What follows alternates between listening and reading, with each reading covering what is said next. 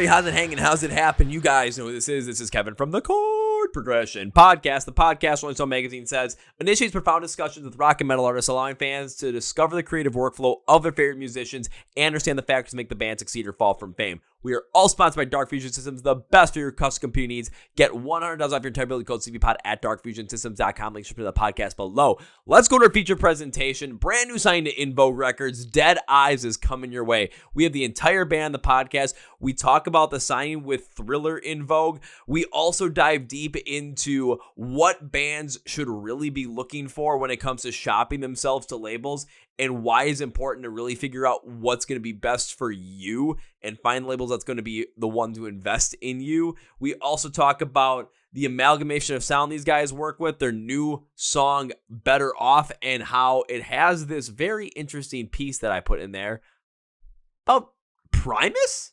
Yep, I did that. And trust me, if you want to laugh, if you want to really enjoy a band's personality, this is the episode for you. You guys ready? Let's go! Yeah.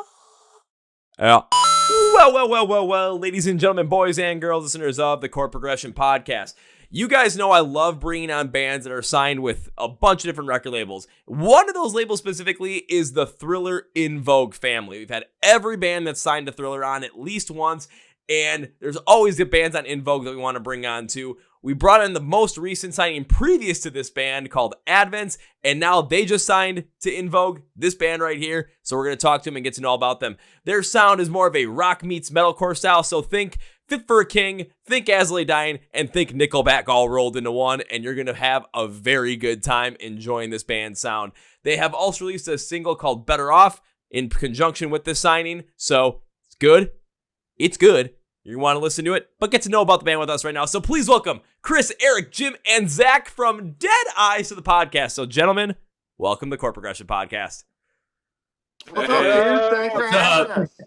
What is going on, guys? How is everything going in your world today as a band that is now signed to a pretty damn good record label?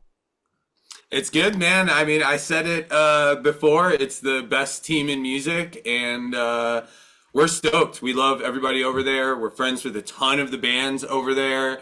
It really is kind of a family vibe for us, so we've been loving it. Oh, I would expect you to. I mean, I know we can already see Jim having the Bucky's hat on. I know how big all the bands are on Bucky's, especially Thriller is a band. Avoid, they're the ones that always I know is the Bucky's band, so it just kind of fits. You guys already fit into the overall like chemistry and vibe of the label, but also of the bands as well, so I'm pretty sure at some point in 2025, we're going to get a tour with you guys on there with a bunch of different bands from both InVogue and Thriller. Yeah, that would be That'd great. Be awesome, man. We love that. Yeah. Those are all of our friends. Friend tour. Yeah. Yeah, I'll say, and they're not playing at venues. They're just playing in Bucky's parking lots. They're making Silly Goose look silly in this capacity. Oh, man, I would kill to play that tour. I would literally kill someone to play that tour. Yeah, we would go above and beyond. Like whatever we got to do. I want to see every Bucky's in America. Well, I mean, they have the Bucky's World Tour shirt. You could literally hit every Bucky's on that shirt in that order. Oh my God, they're recreating the Bucky's World Tour. They're recreating the Bucky's World Tour. Even though it's only in the U.S. and only in like the southern parts of the U.S. Yeah. It's still a world tour. Regional World Tour. Oh my God. I could already see it now. You guys are going to be playing that bill with like Dark Divine, Avoid, maybe throw the Word Alive in there too. Put Honey or Revenge on there. Put Advents on there. Bring over Stain the Canvas from Italy. Let's just have a blast with it. But as long as at some point in time, there is somebody or a group of people that go to the gas pumps, put their cards in and start spraying around like they did in Zoolander, but no one blows up. No one needs to blow up at this one. As long as we get, a gasoline shower and dance, then we know it's a Dead Eye show. We know it's one hell of a good time. We'll be hosing off Chris like that scene from Tommy Boy. And then at the end of it, you ask him if he ate paint chips as a kid, and he'll just laugh and go, "Why?" Chris hadn't seen that movie until he just watched it for the first time down at the studio when we were doing these songs. Yeah, What? it's my first time. Okay, so now here's my next question before I actually jump into this full thing.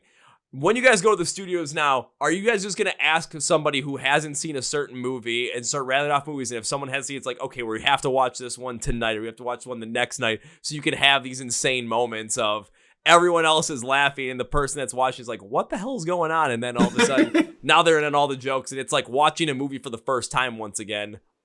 You get to relive that possibly. How cool is that?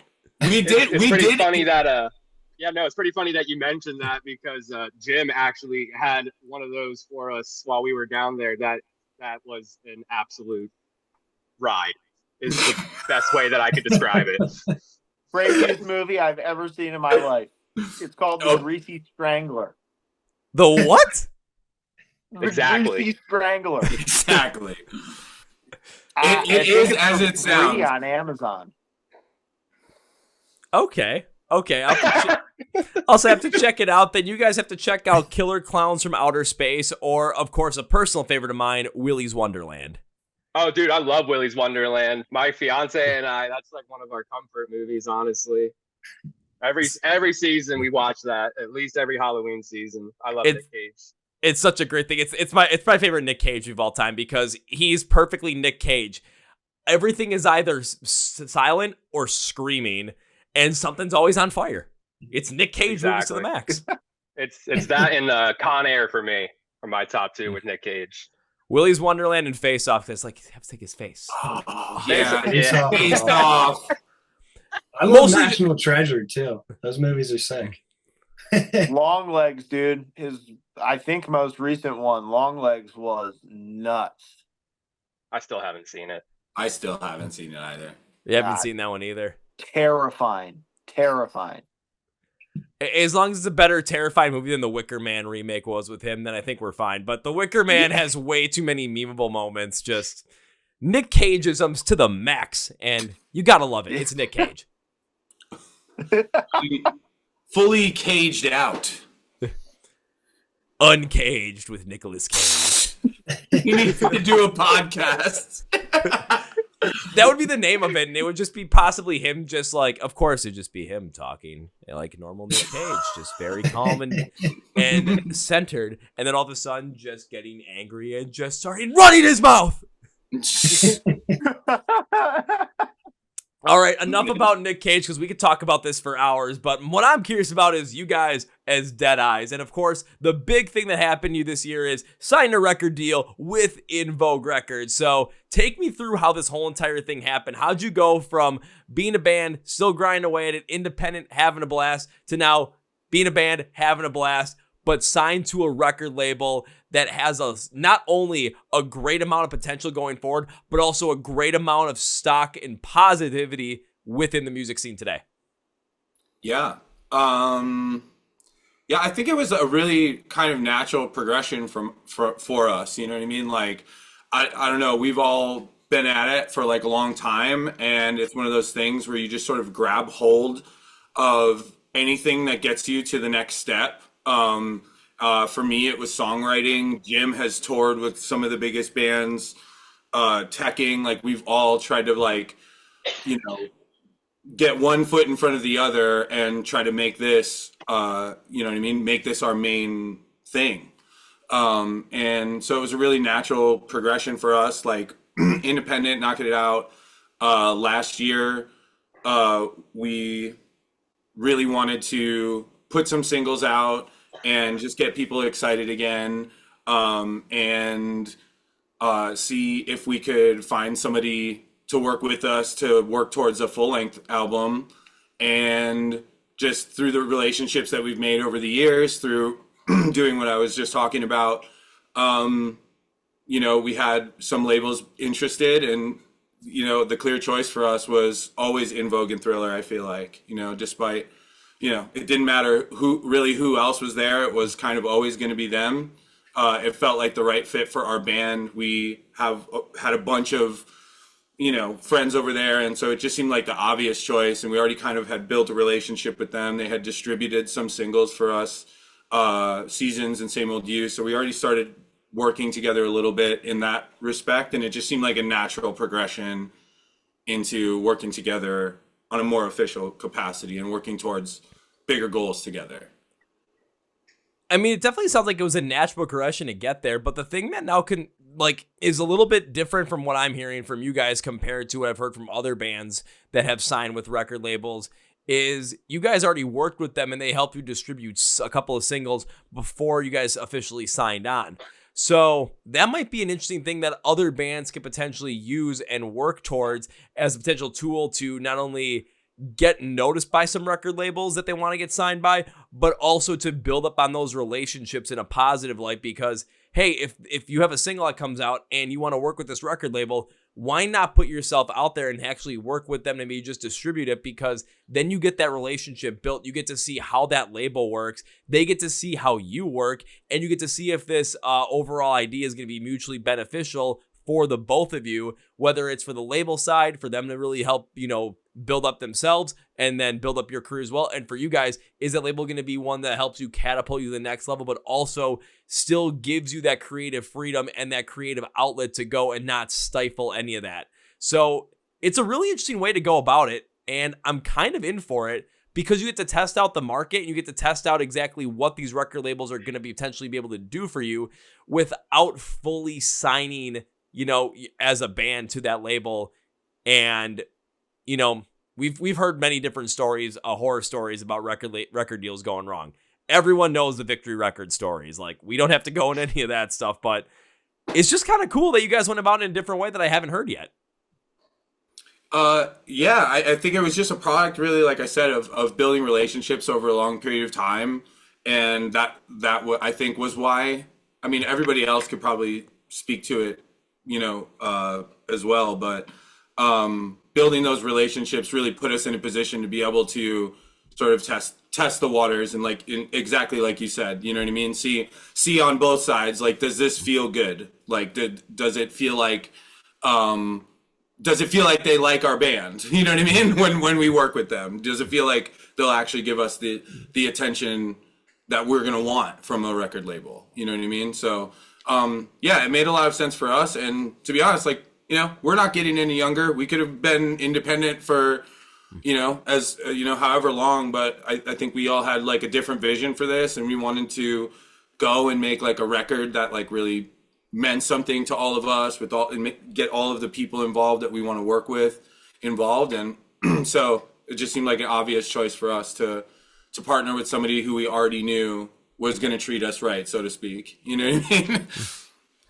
Well, I want to get some of the other guys' perspectives on this too. So when it comes to working with Thriller and InVogue, especially with some other your past experiences, like Zach had said, Jim, you had teched for a number of people throughout the course of your time in the music industry. So maybe you have some other insight on this as well. So from the other guys, Eric, Jim, Chris, from your perspective, working with Thriller, InVogue, and being able to sign with them, how is that experience potentially being seen now for the positive when it comes to the future of Dead Eyes? I've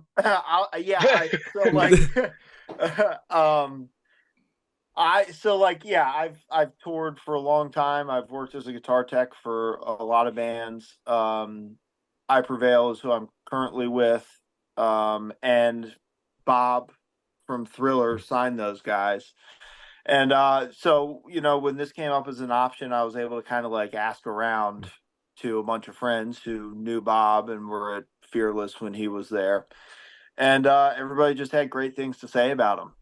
Really smart guy, does a great job, has a ton of relationships in the industry, and does right by his artists.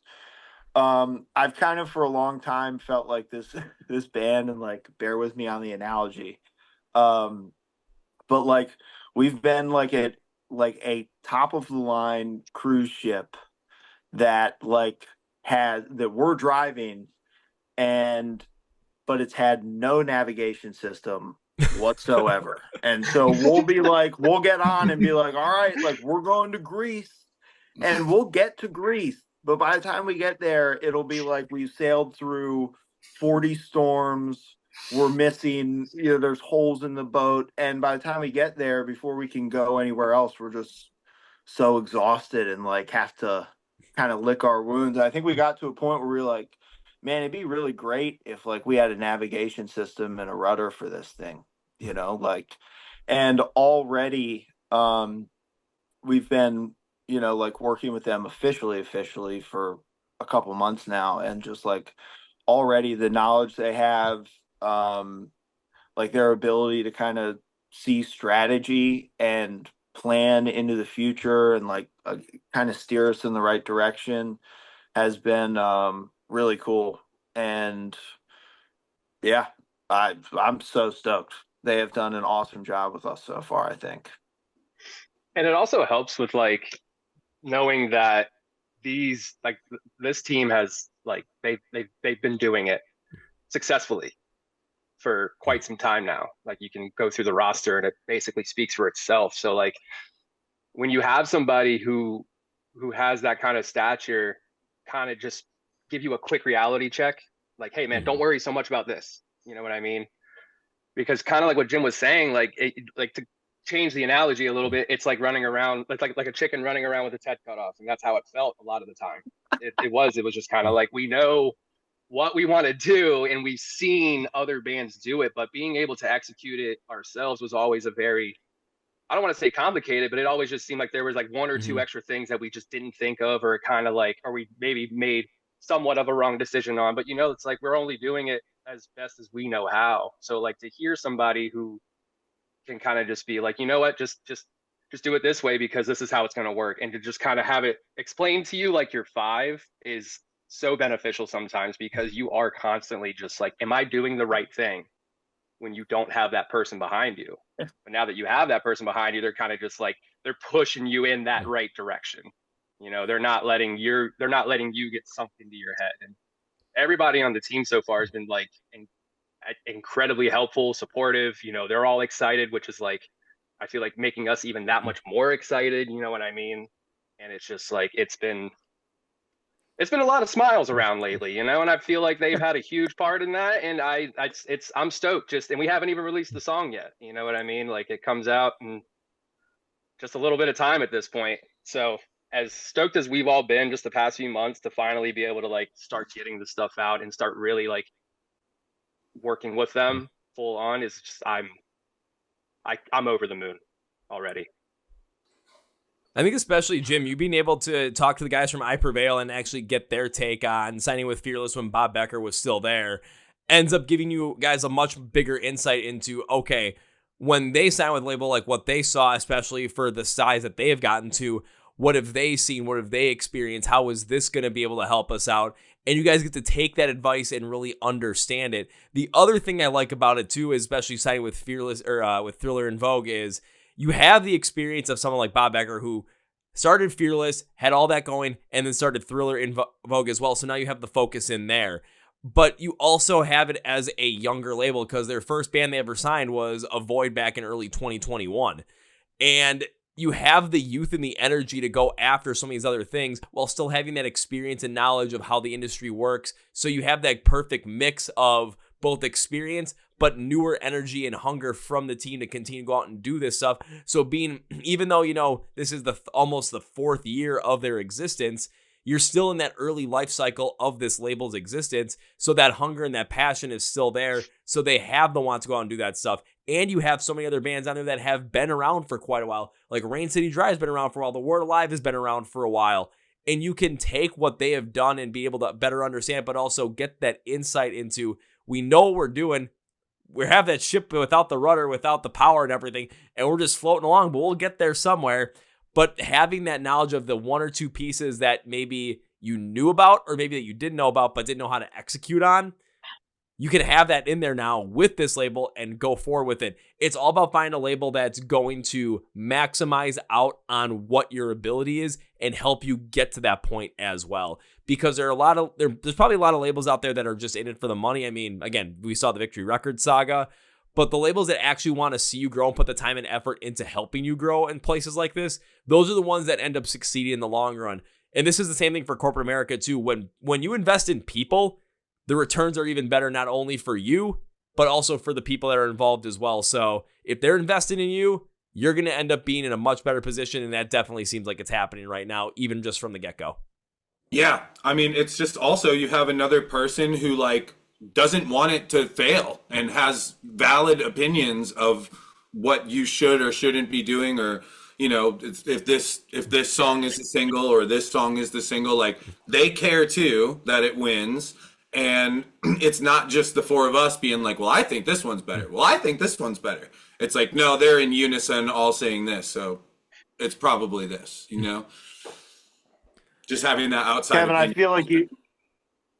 I feel like you hit the nail on the head for sure. And like we, like a really important thing when we started fielding offers from labels was not the name behind it, not, you know, how big it is or anything, but like, are they stoked on the band? Like, do they love the band for real? Mm-hmm. Do they really want the band to win because they want to hear more songs from the band? You know, like that kind of thing. And I think they made it clear to us pretty quickly that they are big fans of the band. And, you know, we just went down and recorded a bunch of songs, and it's been pretty positive feedback from them on that. We haven't gotten all of it to them, but it's just been one of those things that, like, do you love the band, and can you keep us from being our own worst enemy? Because there are times when, you know, like we almost didn't release our top streaming song, Avalanche, just because we didn't like love it. And we just released it because we needed to release a song and we had it, you know? And, you know, so if we had more songs, like that one might not even be out there. So like there are times when it's like, man, having somebody who's zoomed out a little bit, who, as Zach said, like still cares, still really wants it to win, like that is and has already been invaluable for us. Yeah. And the other thing that we looked at was the team, like you know what I mean? The team of people and their track record. And it's just everybody there, you know what I mean? It's like, you have Katie who's doing marketing. It's like there's a lot of marketing people who've never done it themselves. She did it herself. She's like one of the fastest growing TikToks I think I've ever seen, like her account. Like I saw like her third or fourth video, and then by like 5 videos later, she was like over 200K, and it was just like, yeah, you're good at this. You know what I mean? It's different when somebody who can't do the thing is telling you how to do the thing. It's like, you know, the number one thing that I tell like people who want to like do music or whatever, it's like, well, don't listen to people who haven't done it. You know what I mean? That's the, you know, or if you try to do really anything, don't listen to anybody who hasn't done what you're trying to do successfully already. You know what I mean? So, and they've all done exactly what they're doing very successfully for many years. You know what I mean? Yeah, and even if they're people that are coming in and just like brand new with it, it's they have such a passion for the music industry that are working for Thriller InVogue, where yeah, they might be new, they might not know everything, but they have the team around that's going to help them get to that point, but they already have the energy and the want to be able to go and excel in this. So if this episode, if this first like 20 some minutes isn't the biggest endorsement for Thriller InVogue that they've ever had, I don't know what it is. I'm going to put this in the email. This is not a paid advertisement, everybody. This is not a paid advertisement. No, this actually isn't a paid advertisement. We're just having fun with this, and this is just where the conversation led us. We went from Nick Cage to this. Like, come on. We ain't paying anybody. We just went straight down that road, and this is where it came from. But again, what you guys really put out there is, again, I think, and Jim, you wrapped it up best. What other bands and other people that are in the music industry should be looking for if you're trying to go and look for a label. You want to find a label that's absolutely stoked on the band and wants to see you succeed and wants to help you build to that point. You might want to go for the biggest label, the one that has the most name recognition. Of course, that's always there because they do have the track record. I'm not discounting that.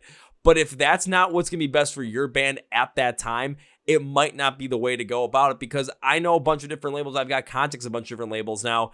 And it's like, I can already tell the ones that's like, okay, what for your band? Like, if you are going for this, I know which one's going to be the perfect one for this, which one's going to work with you best on this.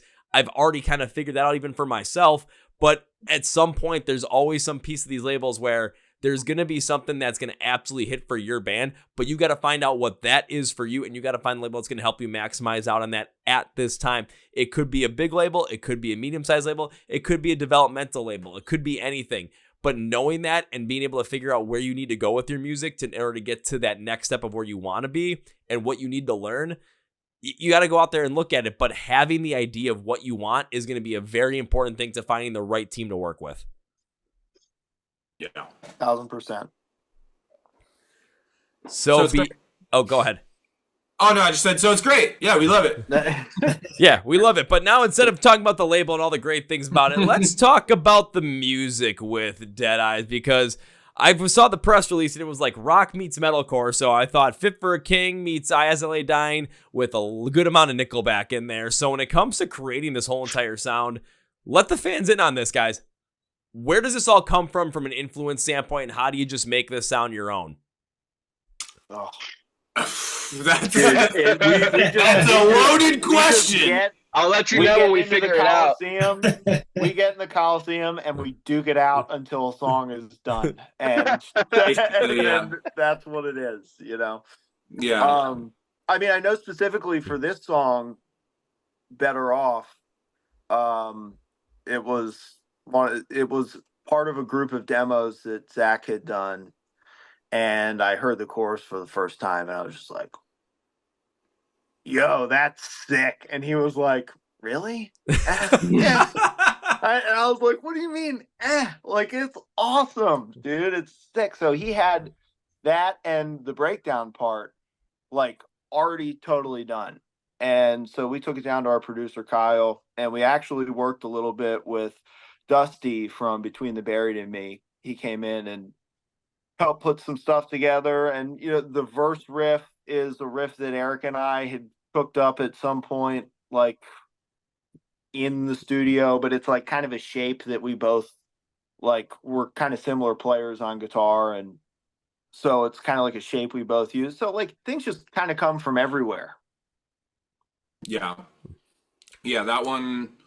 Yeah. I think all of the vocals were written on the original demo, and then they all made the track like a lot cooler. Like every person was like, "Ooh, what if we this? Ooh, what if we this?" And then Chris is like, "What about 5 kicks in a row?" Yeah. What about 5 kicks in a row on the bridge? It's gonna be sick, I promise. I mean, it was just hold my beer. There you go. Yeah, you're gonna want to hold your beer when you listen to that, and it definitely is interesting to hear how you guys end up kind of coming to sound. Like you said, you just go in the Coliseum and you just see what happens and what you come up with. Because being 4 members of a band, you guys are gonna have different influences individually. I mean, we all have similar music tastes at times, but we don't all have the exact same. So as they all play in to each other, you're going to come up with something different, and you're going to have those nuances that you notice on, like, again, when you're talking with the label and you have that person, the outside perspective of like, well, maybe what about if we try this or this or this, because they're not locked into that embedded headspace of that certain song at that certain time, or in your headspace when it comes to talking about the other members of the band. But when it came to Better Off too, especially working with Between the Buried and Me to help you out with this, when you listen to that verse riff, it's a little bit in the opening too. Because I was listening, I'm sitting there, I'm like, this makes me reminds me of something. I couldn't think of what it was, and it took me back to playing Guitar Hero 2, listening or trying to play John the Fisherman by Primus. I'm like, there's this progressive element to it that connects in both the opening, intro, and the verses. It's not like John the Fisherman riff, trust me on that. But you're gonna listen, you're gonna be like, I can see where some of that comes in, but it just stands out so well in this song where it's tastefully in there, but it amplifies it to such a different degree where you're already hooked into it, because it honestly isn't like anything you've really ever heard before. Yeah, Eric, I'll tell you what, dude. If I ever thought that we would be mentioned in the same sentence as Primus, dude. Dude, that was my first thought. As soon as he said Guitar Hero 2, I thought he was about to say like Kill Switch or something like that. When he said Primus, I was like, whoa, I don't have not in my life. Worthy of those musical geniuses, dude. But thank you. That's really nice of you to say, dude. Thank you. You're welcome. Yeah, I mean, you guys are worthy of that. I mean, Primus sucks. What do you expect?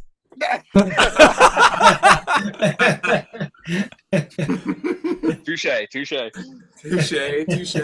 Like, hey, you guys set that up on the freaking tee. I had to just hit that thing. I know. I didn't even see it coming either, which is That's not at all. Yes.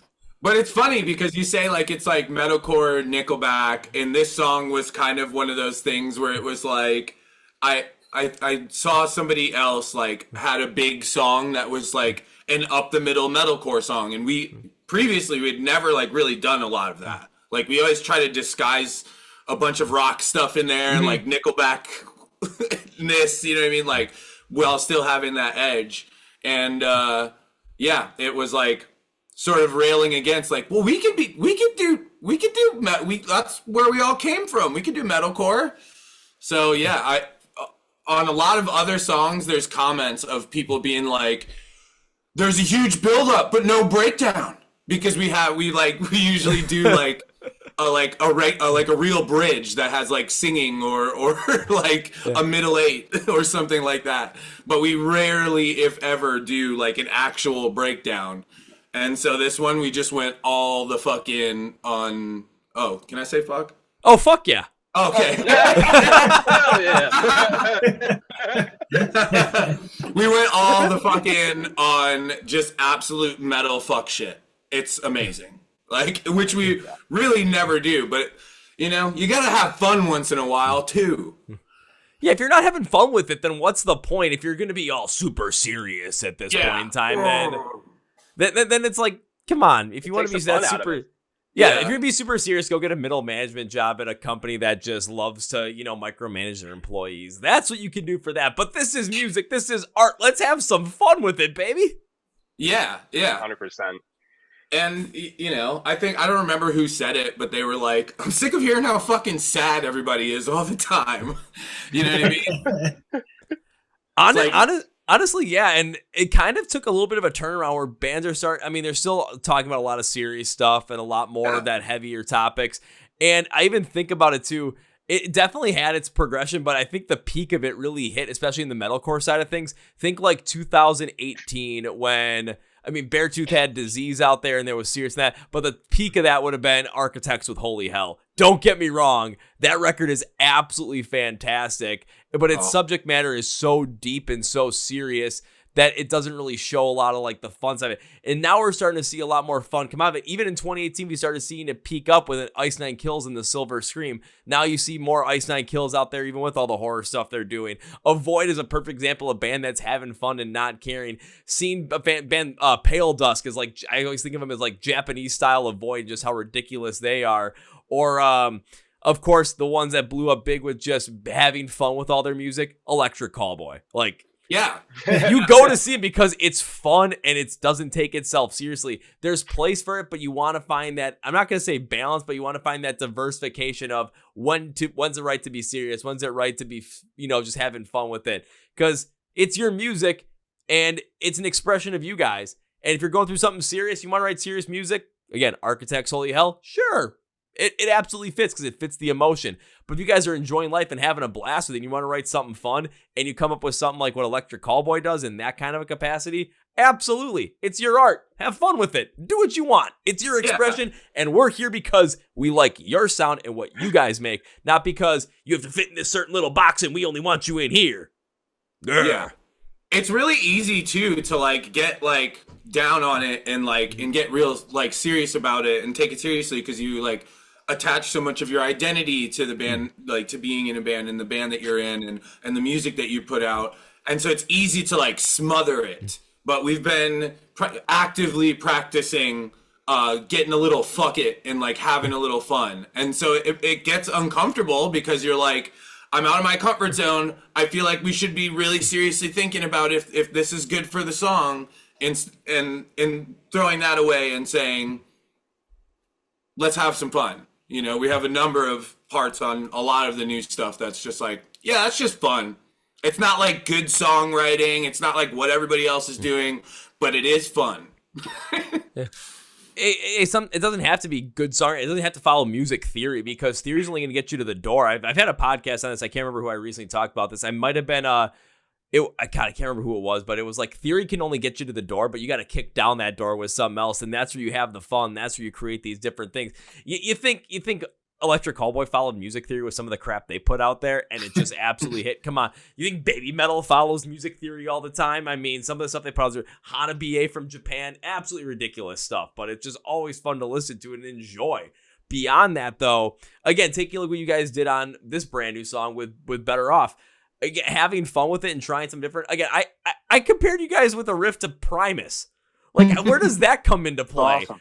And you think about Primus, I'm just thinking about a band that's up there doing whatever the hell they feel like, having fun and playing whatever the hell they feel like. And this is what came out of the riff, and I picked up on them like, okay, now we're having fun here. Even in the breakdown portion of it, you still hear parts of that riff in there. So it's a fun little inclusion. It's a fun little thing where it's like, yeah, are these guys going to be serious at times? Yes, but can they have fun with their music? And does it turn out really well? I mean, come on. If I'm comparing to Primus and Primus sucks, you know it's good. Double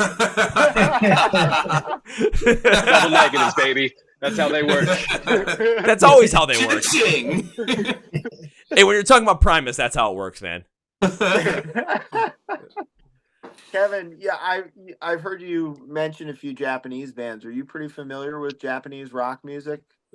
Because I started doing a lot more like reaction videos in 2023 just to like try and get more people to the channel. It was like I'd always pick up on the Japanese rock and metal bands. I thought they were just like the most wild and ridiculous, and they just did the most out of the box things compared to almost anybody else. And it's just wild hearing some of the stuff they come up with. So I was all in on it.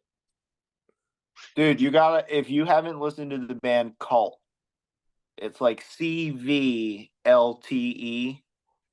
They are absolutely incredible. I saw them last year when I was over there, and dude, they blew my mind. Like, absolutely blew my mind. I've never heard any music like it in my life. I sound like an old man saying this, like, oh, I've never heard anything, but like, I've never heard anything like that in my life. Yeah, so if you know a decent amount of Japanese bands, I would definitely check out Cult, because I think they have a chance to be like a big deal, like Baby Metal big deal. Oh, yeah. Oh shit, dude! No, that band is fucking. Dude, they're awesome, dude. They are insane. Well, it's not only like the music that these bands are putting out too, but it's like their live shows as well. They're just so much more fun and dynamic. And yeah, of course, I mean, I'll be honest with you guys. My favorite thing to do is go to a show, and I'm usually the guy that is the beacon of hope when the pit shows up, because it's like everyone's like, oh, here comes the guy in the Brewers hat. This is where it's gonna be. It's gonna be right here, and it always is, because I gotta throw down. I gotta throw some people around. That's just what it is. But when I get to see these Japanese bands, yes, we're throwing people around, but the show itself is just. It's such a different experience. I've seen Baby Metal. I've seen Bandmade perform. I've seen Hana BA perform. And it's just the ridiculousness of it. But it's over the top ridiculous and fun to the point where you don't think about, like, even if they're talking about serious stuff, you're not thinking about that. You're thinking about the positives in life, the enjoyment. I saw Pale Dusk for the first time in 2023, and I couldn't stop laughing at how much I was enjoying their set. Yeah. Even though I was throwing people around, I'm like, this is ridiculous. I love this.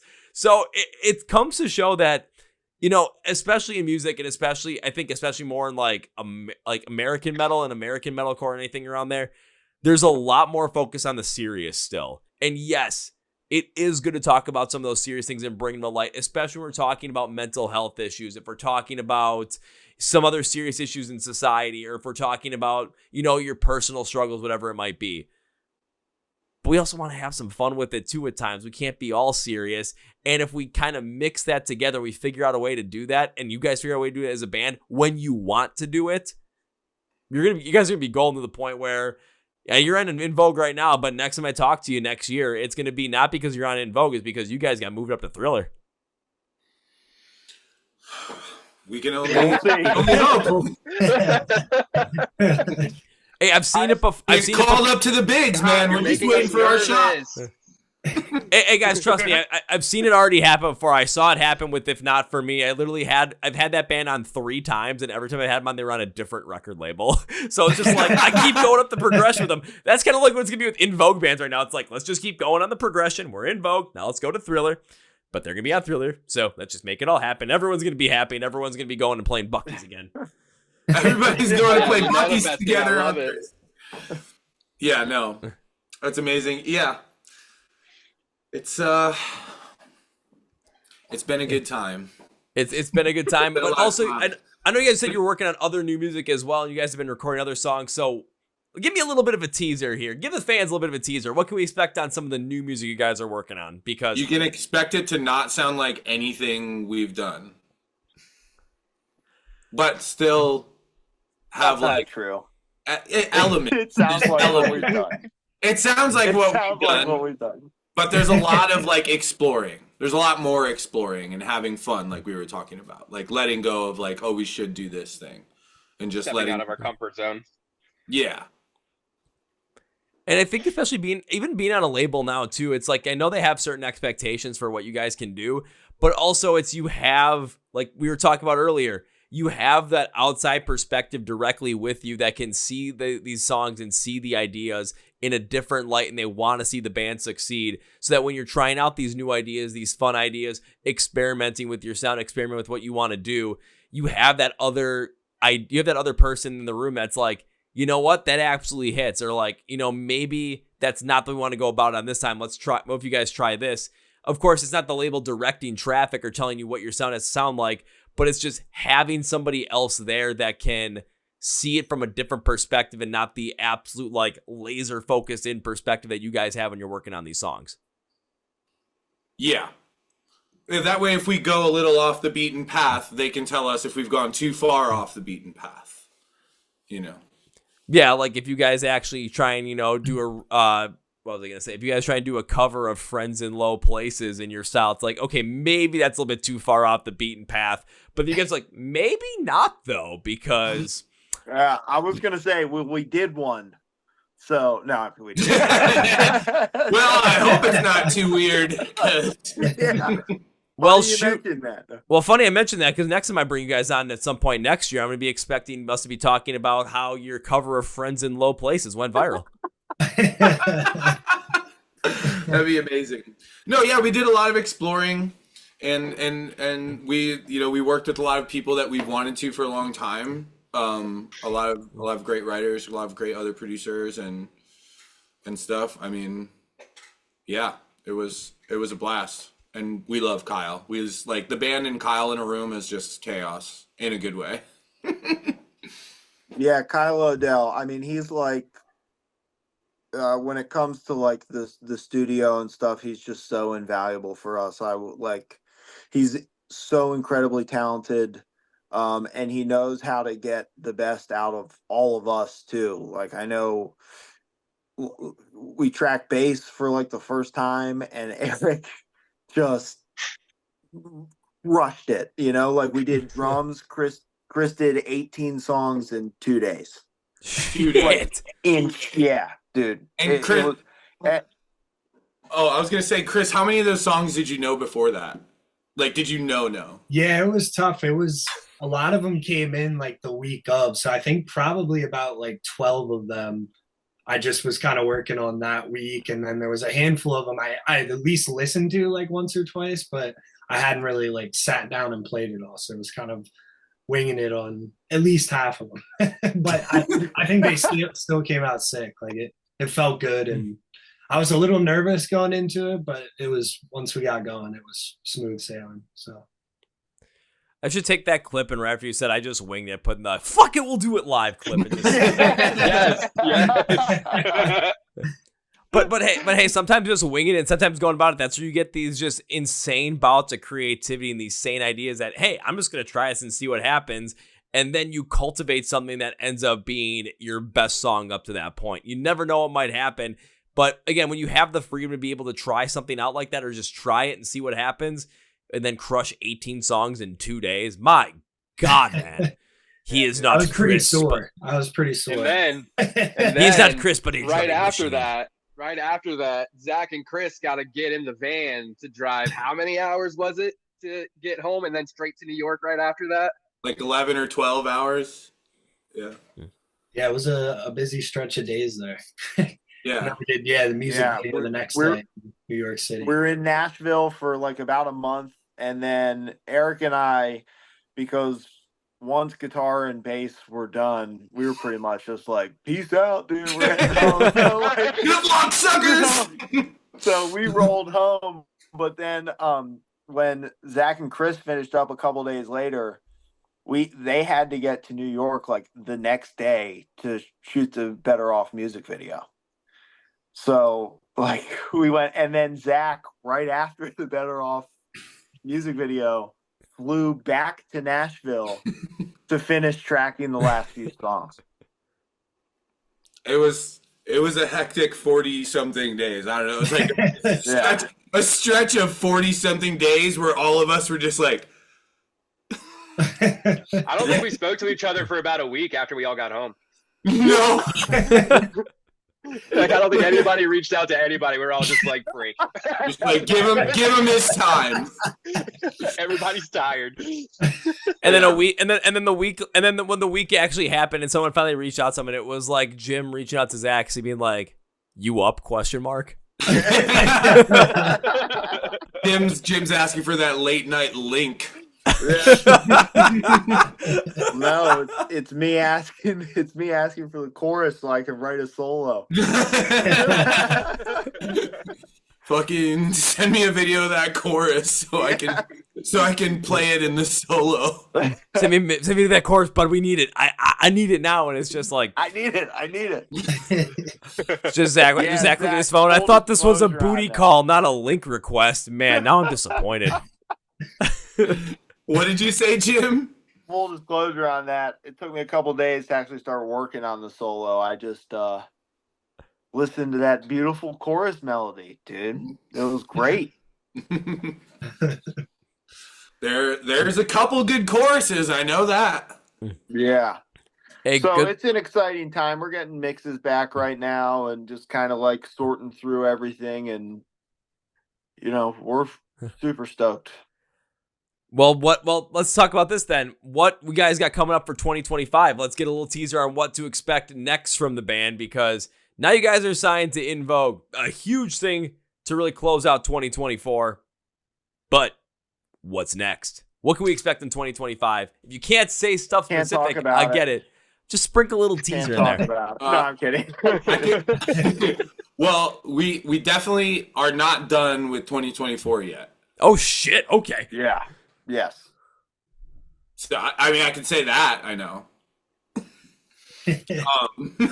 We're not done I with think that's the 2024. best way to put it, man. There's gonna be we're gonna be doing a lot of stuff, Yeah. like there's gonna be lots of music coming out. There's gonna be lots of Dead Eye shows. Exactly when, where, how, and what, I either can tell you and am choosing not to, or I have no information on it. So, And but, you can sort through that. What you can sort through. yeah, but a lot coming up. Future is bright. Fingers crossed. Well, I hope to close out 2024. You guys, when you say you're playing shows, you guys come to Milwaukee and play in the outside courtyard at the rave so we can mosh around a big giant bonfire and drink beer while you guys are playing, and then just enjoy the bonfire with you guys afterwards. Oh, hell yeah. Absolutely. That would be Yeah, awesome. yeah. I don't know how well I'll be able to play in mittens, but I will We'll just have to stand attempt. closer to the bonfire. That's all. Yeah. No, Jim. We're gonna have a couple of people that are gonna have hair dryers just standing like right there, just like point them at your hands while you're playing. It'll look really weird, but hey, your hands won't freeze. Dude, I Sorry, love Jim. that. Where have these people been my whole life? Sorry, Jim and Eric. Budget restrictions. We can only afford one hair dryer guy, so you guys gotta stand next to each other so you can get both of you. Hey, if you guys are looking for a production manager to make some weird stuff like that happen, let me know. You might have a little bit of a competition though, because I brought up an idea of a gyrosphere to have spin people around during a Make Them Suffer show. So I may end up tour managing for them at some point for some weird idea. You guys got some competition if you want hair dryers on your hands. Yeah, it's too bad Jim and Eric have to share hair dryer guys today. I mean, Eric, What kind of world are we living in I now? would share a hair dryer with you 365 days a year for the rest of my life, bud. They're so Aw. cute. Meanwhile, Now this. I'll say all the meanwhile we get Chris a nice heated drum seat and Zach. Well, there's enough money in the budget, man. You got to figure it out yourself. The heat that he produces, the heat that Chris produces when he's drumming, man, that's enough to warm all of us up. I'll tell you that. That's enough to power a tiny home for a month. I'll wear one of those like big puffy Eskimo like jackets. Can you imagine you wouldn't even see your arms moving? You look like the Michelin Man trying to drum a heavy solo. My God. I can't reach my snare. I can't bend my arms. Like the kid from oh my God, I'm Story. so dumb. What's the holiday Christmas story? I Yeah, can't put my arms down. Best Christmas movie ever. I feel like we need to make this show happen. It sounds ridiculous. It sounds so ridiculous, but it'd be so funny. And I mean, there'd just have to be it'd be a great time. Plus, it's a bunch of rock and metal fans. You put a bonfire somewhere in there, we're gonna have fun with it. But we're not gonna burn each other. We're not, unless we start drinking. No, I was gonna say. Because if we start drinking and I'm running around, am I in the mosh pit? I'm going to pick up a torch and be like, hey, look at me. And then next thing you know, I got 3rd-degree burns. I'm going to the hospital and you can start calling me Two-Face. He starts getting really into flicking coins. Yeah. Be like, Two-Face, what happened to Kevin Face and Scary Face? Oh, my God. All right, guys. I got one more question to ask you guys to wrap this up because this has been utterly phenomenal, fun, enlightening, and also ridiculous at the same time. But this last question is one thing I love to ask every band and artist I bring on. It helps us get to know more new music and us to get to know the music that you love. So 1, 2, 3, 4. I'm looking for one from each of you. Can you guys each give me a band or artist that you love that you would love to see more people get into right now? About that. Jeez Louise. I've been jamming a lot of Downswing lately. I don't know if any of your listeners may have already heard of them, but we did a cool run with them back in like 2021, 2022. I can't remember which, but it was in the winter, semi recently, and they just crushed it every night. Everything that they've been putting out lately has just been hit after hit, in my opinion. They're one of their newer ones, Bound to Misery, has been in my earbuds every single day for like the past month, honestly. They're awesome dudes. So anybody who hasn't heard of them should be listening to them. They crush it. And if you guys go out with them in the winter again, maybe you guys can each bring a hair dryer guy, and then you can share them during your sets. Yeah, that way. They're the type of cool guys that would do it for us too. They would do it. They would absolutely oblige. Honestly, we're super close with this band Enox that I just always like. If I get a chance to plug a band, I feel like it should always be them. Like, we just love them so much. They're one of those bands. They're an amazing band. I mean, they're a great heavy band. They're heavy as piss, angry as piss. But as far as people, they're like the type of people that remind you why you wanted to be in a band in the first place. Like, hanging out with them reminds me why I love this. You know what I mean? And I think that's powerful. I don't think there's a lot of bands that you could say that where you're like, wow, like, they make this look like so much fun that I am now having fun because they're having so much fun.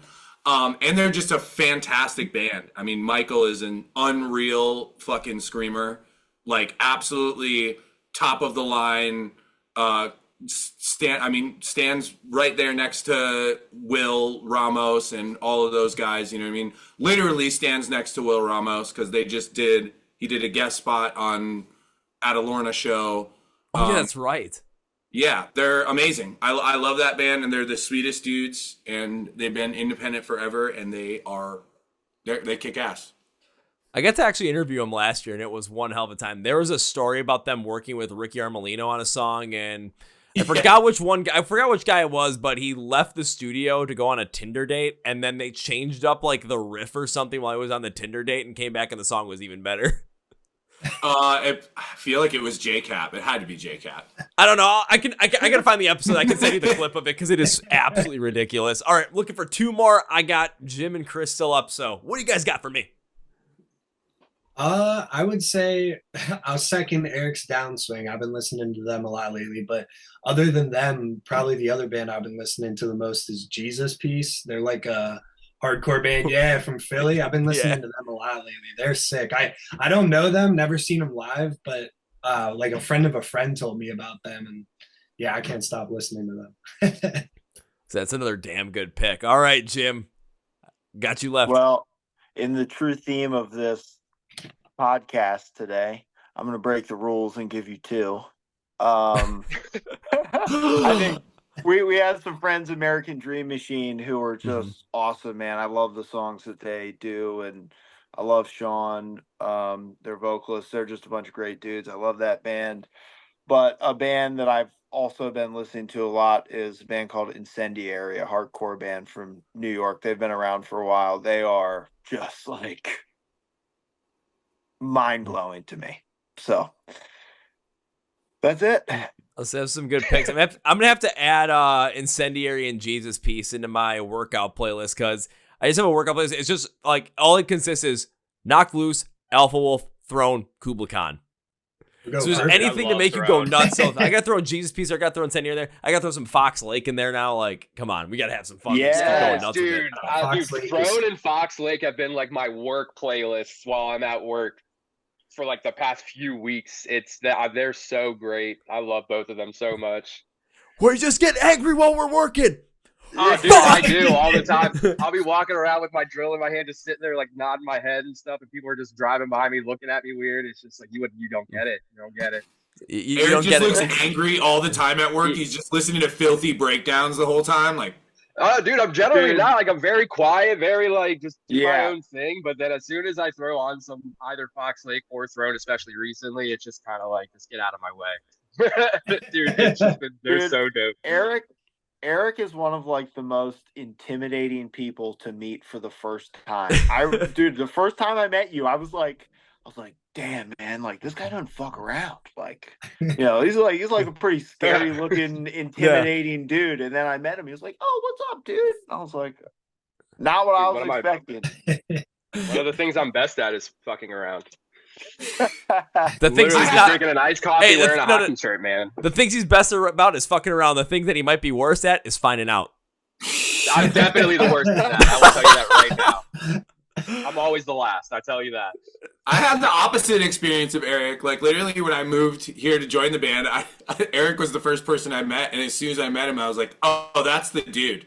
This is the man." Yeah. Like when I met him, I was like, "Oh, he's really nice." But when I saw him at that August Burns Red show that you guys played, and I saw him up on stage, I was like, "Damn." Oh yeah. So Eric's the champion of fucking around, and Chris, Jim, and Zach are the champions of finding out. Pretty much. Yeah. It's a nice balance. It's a good balance for the band. Well, guys, I want to thank you for taking the time today to be on the podcast. This was great. This was wild. This was a great way to spend the day. But now it's time to close this podcast with three very specific things. First things first. When it comes to Dead Eyes, when it comes to new music they're coming out with, when it comes to the shows they're going to be playing, and when it comes to following along with them, make sure you're in the know with them. Go to the description of the podcast where it says Find Dead Eyes Online. Links and labels for everything you're going to be there. So you are going to get to know where they're playing, where you can get some merch, where you can see them play live, even though I already said that because you need to hear it twice, where you can stream their music, and where you can just get in the know with them. I'm going to be your Google on this one. Yes, I am your own personal Google. It's all down there for you in the description. All you have to do is click a link and go with it from there. Now, guys, it's time for number 2. I'm not sure if that Milwaukee show will happen because who knows if we can't finance that hair dryer, guys. But otherwise, I always make a certain promise to bands I enjoy in the podcast as a way to say thank you for taking the time to be on the podcast, and I wish to continue to support you guys in the future. So my promise to you is this: when I get to see you guys perform live for the first time, I will come and find you guys. I will come and say hi to you, but that's not the promise. The promise is first round's on me. Yeah, all right. Free drinks. Love that. Boys, we're going to Milwaukee. You guys will come to Milwaukee and you guys will play a show. I'll be like, guys, we're not getting anything in the bar. I'll be like, what the hell? I'll be like, I got Spotted Cow in the car that I brought you guys. You want some of that?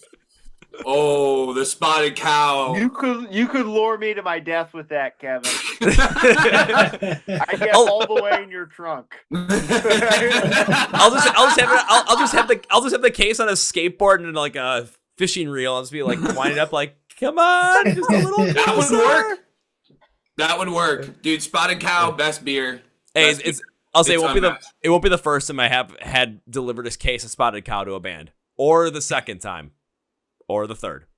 I've done it a number of times. But now it's time for number 3. As we bring this to conclusion, guys, I cannot end this by saying goodbye. This was way too fun. I made you guys a promise, and hell, we are going to be doing this again. It's not a we have to do this again. We will be doing this again, bringing you guys back on to the Chord Progression Podcast. So this is not goodbye. This is I'll see you later. Well, folks, that was my interview with the boys from the band Dead Eyes. Now it's time for Kevin's final thought. We talked a lot about Thriller and InVogue Records in this one.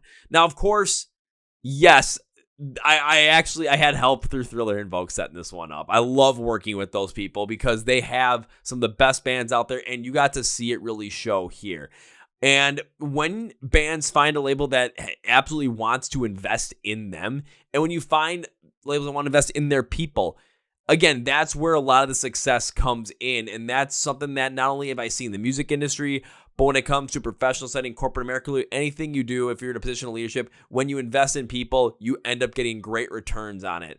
And it's something where I have nothing but respect for what Thriller and InVogue are doing, but when it comes to Dead Eyes specifically, I love what they're doing with their sound now. I mean, you can hear it on Better Off. They're going a little heavier with certain things. They brought in this idea on a riff that reminded me of John the Fisherman by Primus. Primus sucks.